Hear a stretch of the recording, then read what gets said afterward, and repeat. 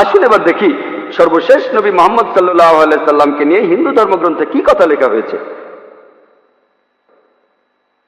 ভবিষ্য পুরাণায় উল্লেখ আছে 3 নম্বর পর্ব 3 নম্বর খণ্ড 3 অধ্যায় 10 থেকে 27 নম্বর শ্লোক।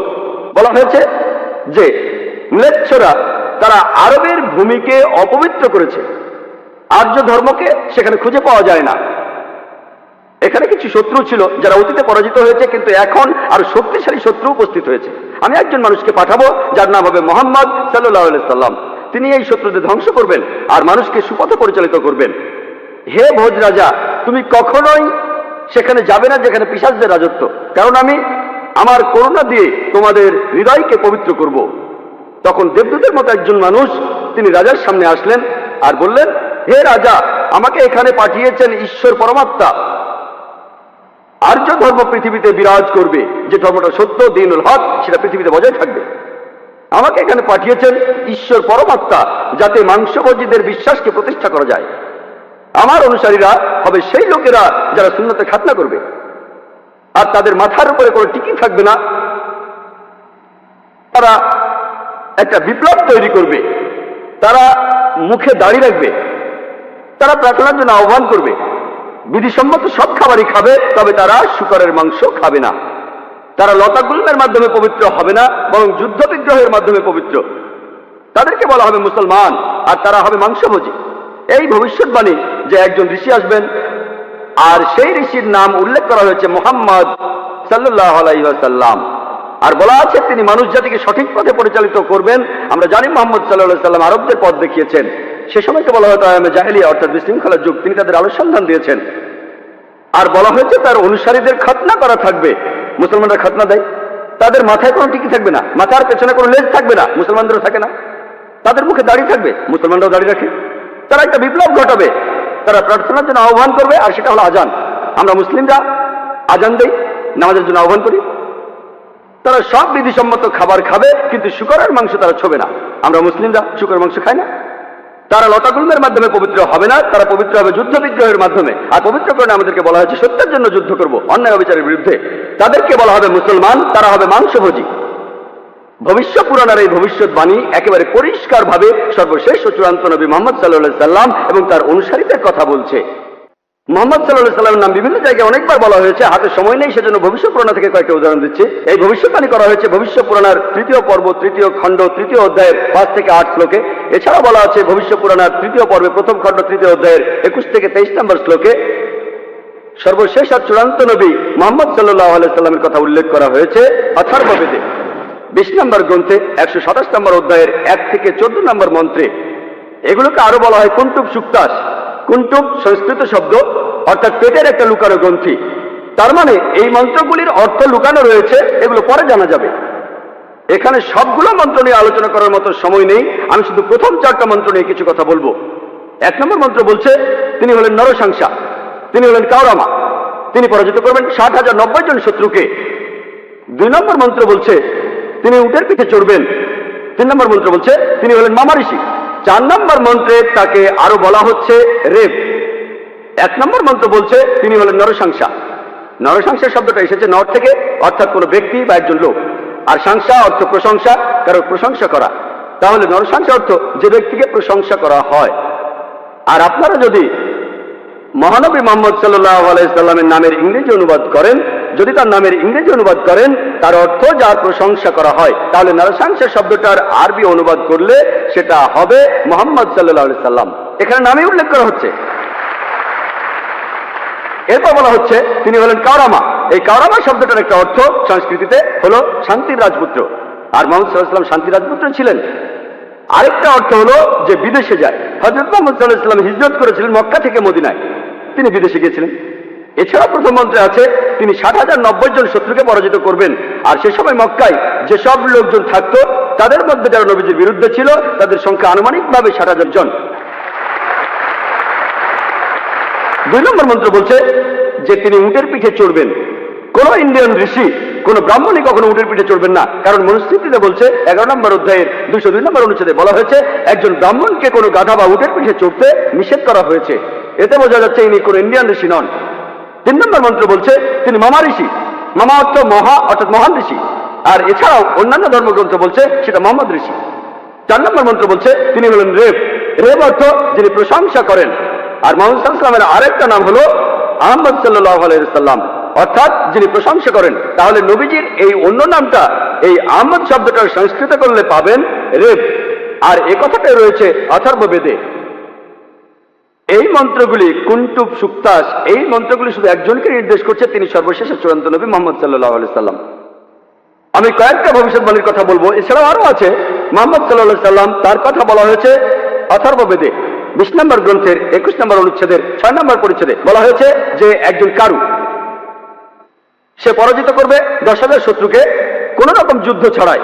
এখানে আহজাবের যুদ্ধের কথা বলা হচ্ছে, খন্দকের যুদ্ধের কথা পবিত্র কোরআনে সূরা আহজাবে আছে। আর কারু সংস্কৃত ভাষায় এর অর্থ যে ব্যক্তি প্রশংসা করে, যেটা মোহাম্মদ সাল্লাল্লাহু আলাইহি সাল্লামের দ্বিতীয় নাম আহমেদের অনুবাদ, যে ব্যক্তি প্রশংসা করে। এখানে বলা হচ্ছে যে ব্যক্তি প্রশংসা করে অর্থাৎ আহমদ, তিনি 10,000 শত্রুকে পরাজিত করবেন কোন যুদ্ধ ছাড়া। আমরা জানি যে খন্দকের যুদ্ধে শত্রু বাহিনীতে আনুমানিক 10,000 সৈন্য ছিল, আর এই যুদ্ধে মুসলমানরা কোনো যুদ্ধ ছাড়াই জিতেছিল।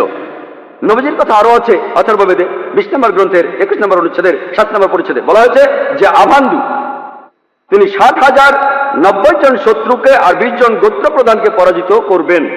আভান্দু একটা সংস্কৃত শব্দ যার অর্থ যে প্রশংসা করে, এটা মোহাম্মদ সাল্লাল্লাহু আলাইহি সাল্লামের নামের অনুবাদ। আরো বলা আছে যে তিনি হবেন এতিম। আর আমরা এখন ইতিহাস থেকে জানি সে সময় আনুমানিক 20 জন গোত্র প্রধান ছিল মক্কা শহরে, যারা নবীজির কাছে পরাজিত হয়েছিল। আর মক্কার যেসব লোক তার বিপক্ষে ছিল তারা ছিল প্রায় 60,000। এই ভবিষ্যৎবাণীর কথা আরো আছে ঋগ্বেদে 1 নম্বর গ্রন্থের 3 নম্বর অনুচ্ছেদের 9 নম্বর পরিচ্ছেদে। এখানে সংস্কৃত শব্দ হলো সুশ্রামা। সুশ্রামা এটা একটা সংস্কৃত শব্দ যার অর্থ যে ব্যক্তি প্রশংসা করে, যেটা মোহাম্মদ সাল্লাল্লাহু আলাইহি সাল্লামের নামের অনুবাদ। আরো অনেক ভবিষ্যৎবাণী আছে, এখানে সময় কম তাই সবগুলো বলতে পারছি না। নবীজির কথা আরো বলা হয়েছে সামবেদে উত্তর চিকে 15 নম্বর মন্ত্রে বলা হয়েছে যে আহমদ, তাকে দেওয়া হয়েছে অবিনশ্বর আইন। এখানে নবীজির নাম বলা হয়েছে আহমদ সাল্লাল্লাহু আলাইহি সাল্লাম, তাকে দেওয়া হয়েছে অবিনশ্বর আইন। পবিত্র কুরআন এটাই তার শরিয়া। কিন্তু যদি এই অনুচ্ছেদটার অনুবাদ পড়েন, আহমদ শব্দটা আসলে আরবি শব্দ, তারা এটার অনুবাদ করতে পারেনি, তাই লিখেছে আহাম মাটি। আহা আর মাটি সংস্কৃত শব্দ যার অর্থ আমার বাবা, তার মানে আমার বাবাকে দেওয়া হয়েছে অবিনশ্বর আইন। অনুবাদটাতে আপনারা আলাদা শব্দ দেখবেন, তবে অরিজিনাল গ্রন্থে আছে আহমদ। এই আহমদ শব্দটা হিন্দু ধর্মের অন্যান্য গ্রন্থগুলোতেও রয়েছে, যেমন আছে সামবেদে ইন্দ্র 2য় অধ্যায়ের 152 নম্বর মন্ত্রে নবীজিকে আহমদ বলে ডাকা হয়েছে যজুর্বেদে 31 অধ্যায়ের 18 অনুচ্ছেদে, ঋগ্বেদের 8 নম্বর গ্রন্থের 6 নম্বর অনুচ্ছেদের 10 নম্বর পরিচ্ছেদে। এছাড়া মহানবী সাল্লাল্লাহু আলাইহি সাল্লামকে বলা হয়েছে আহমদ, সেটা আছে অথর্ববেদের 8 নম্বর গ্রন্থের 5 নম্বর অনুচ্ছেদের 16 নম্বর পরিচ্ছেদে। এছাড়াও আছে অথর্ববেদের 20 নম্বর গ্রন্থের 126 অনুচ্ছেদের 14 পরিচ্ছেদে। মহানবী সাল্লাল্লাহু আলাইহি সাল্লামকে শুধু আহমদ নামে ডাকা হয়নি, আহমদ উনার একটা নাম, তাকে আরো বলা হয়েছে নরসংসা অনেক জায়গায়, হিন্দু ধর্মগ্রন্থের অনেক জায়গায়। আর আমি আগেও বলেছি যে নরসংসা শব্দটা এসেছে নর থেকে, যার অর্থ একজন মানুষ বা একজন ব্যক্তি। আর সংসা যার অর্থ প্রশংসা, প্রশংসা করা। তাহলে নরসংসা অর্থ যে ব্যক্তির প্রশংসা করা হয়। এটাই হলো সর্বশেষ চূড়ান্ত নবী মুহাম্মদ সাল্লাল্লাহু আলাইহি সাল্লামের নামের সঠিক ইংরেজি অনুবাদ। নবীজিকে হিন্দু ধর্মের গ্রন্থগুলিতে অনেক জায়গায় নরসংসা বলে ডাকা হয়েছে। ঋগ্বেদের 1 নম্বর গ্রন্থের 13 নম্বর অনুচ্ছেদের 3 পরিচ্ছেদে, ঋগ্বেদের 1 নম্বর গ্রন্থের 18 অনুচ্ছেদের 9 পরিচ্ছেদে, ঋগ্বেদের 1 নম্বর গ্রন্থের 106 নম্বর অনুচ্ছেদের 4 পরিচ্ছেদে, ঋগ্বেদের 1 নম্বর গ্রন্থের 142 নম্বর অনুচ্ছেদের 3 পরিচ্ছেদে, ঋগ্বেদের 2 নম্বর গ্রন্থের 3 অনুচ্ছেদের 2 পরিচ্ছেদে, ঋগ্বেদের 5 নম্বর গ্রন্থের 5 অনুচ্ছেদের 2 নম্বর পরিচ্ছেদে, ঋগ্বেদের 7 নম্বর গ্রন্থের 2 অনুচ্ছেদের 2 নম্বর পরিচ্ছেদে, ঋগ্বেদের 10 নম্বর গ্রন্থের 64 অনুচ্ছেদের 3 পরিচ্ছেদে, ঋগ্বেদের 10 নম্বর গ্রন্থের 182 নম্বর অনুচ্ছেদের 2 নম্বর পরিচ্ছেদে, যজুর্বেদের 21 নম্বর অধ্যায়ের 31 অনুচ্ছেদে, যজুর্বেদের 21 নম্বর অধ্যায়ের 55 নম্বর অনুচ্ছেদে, যজুর্বেদের 20 নম্বর অধ্যায়ের 37 অনুচ্ছেদে, যজুর্বেদের 20 নম্বর অধ্যায়ের 57 নম্বর অনুচ্ছেদে, যজুর্বেদের 28 অধ্যায়ের 2 অনুচ্ছেদে, যজুর্বেদের 28 অধ্যায়ের 19 অনুচ্ছেদে, যজুর্বেদের 28 অধ্যায়ের 42 নম্বর অনুচ্ছেদে। এখানে শুধু রেফারেন্সগুলোই অনেকক্ষণ বলা যাবে। যেখানে নবী মুহাম্মদ সাল্লাল্লাহু আলাইহি ওয়াসাল্লামের নাম উল্লেখ করা হয়েছে তাকে বলা হয়েছে নরসংসা, অনেক জায়গায় বলা হয়েছে হিন্দু ধর্মগ্রন্থে। শুধু হিন্দু ধর্মগ্রন্থে মুহাম্মদ সাল্লাল্লাহু আলাইহি ওয়াসাল্লাম সম্পর্কে কি বলা আছে তার উপরই আমি একটা লেকচার দিতে পারবো। আমি শুধু আরেকটা ভবিষ্যৎবাণীর কথা বলবো, কলকি অবতার সম্পর্কে। আর নবীজিকে কল্কি অবতার বলা হয়েছে ভগবত পুরাণায়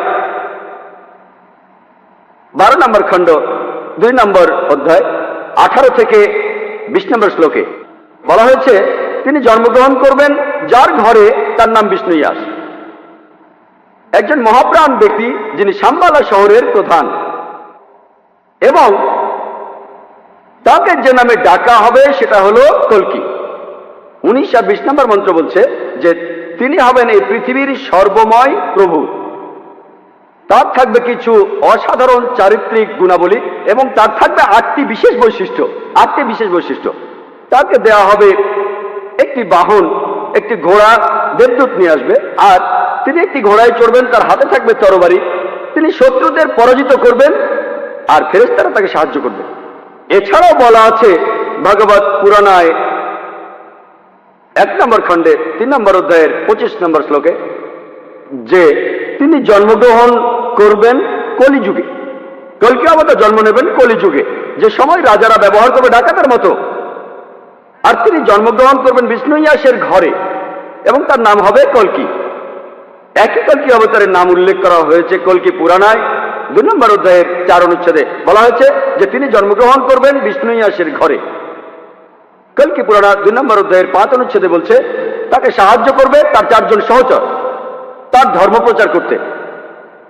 কল্কি পুরাণ 2 নম্বর অধ্যায়ের 7 অনুচ্ছেদে বলা হচ্ছে যে দেবদূতরা তাকে যুদ্ধক্ষেত্রে সাহায্য করবে।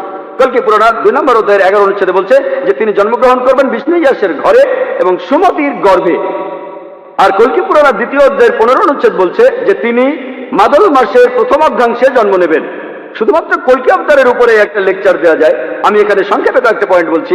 এই ভবিষ্যৎবাণী এগুলো বলছে 1 নম্বর পয়েন্ট, বলা হয়েছে যে কল্কি অবতার তার বাবার নাম সেটা হবে বিষ্ণু ইয়াস। বিষ্ণু ইয়াসের অর্থ দাঁড়াবে যে বিষ্ণুর উপাসনা করে, যে ঈশ্বরের উপাসনা করে। আর আমাদের প্রিয় নবী মোহাম্মদ সাল্লাল্লাহু আলাইহি ওয়াসাল্লামের বাবার নাম ছিল আব্দুল্লাহ। এটার অর্থ যে আল্লাহর উপাসনা করে, যে ঈশ্বরের উপাসনা করে। 2 নম্বর পয়েন্ট, কল্কি অবতার যে মায়ের গর্ভে জন্মাবে তার নাম হবে সুমতি। যদি আপনি সুমতি শব্দটার ইংরেজি অনুবাদ করেন অর্থ দাঁড়াবে শান্তি। আর আমাদের নবীজির মায়ের নাম ছিল আমিনা, যার ইংরেজি অর্থ করলে দাঁড়ায় শান্তি। এরপরে বলা হয়েছে তিনি যেখানে জন্মাবেন সেই গ্রামের নাম হবে শাম্বালা। শাম্বালা শব্দটার অনুবাদ করলে অর্থ দাঁড়াবে একটি শান্তিপূর্ণ এলাকা। আমরা জানি মুহাম্মদ সাল্লাল্লাহু আলাইহি ওয়াসাল্লাম মক্কায় জন্মেছিলেন, মক্কার আরো একটা নাম ছিল দারুল আমান, অর্থাৎ কোন একটি শান্তিপূর্ণ এলাকা। তাহলে একথাও বলা আছে যে তিনি মক্কায় জন্মাবেন। এছাড়া বলা আছে যে তিনি জন্মগ্রহণ করবেন শাম্বালা শহরের প্রধানের ঘরে। আমরা জানি যে তিনি মক্কার প্রধান ব্যক্তির ঘরে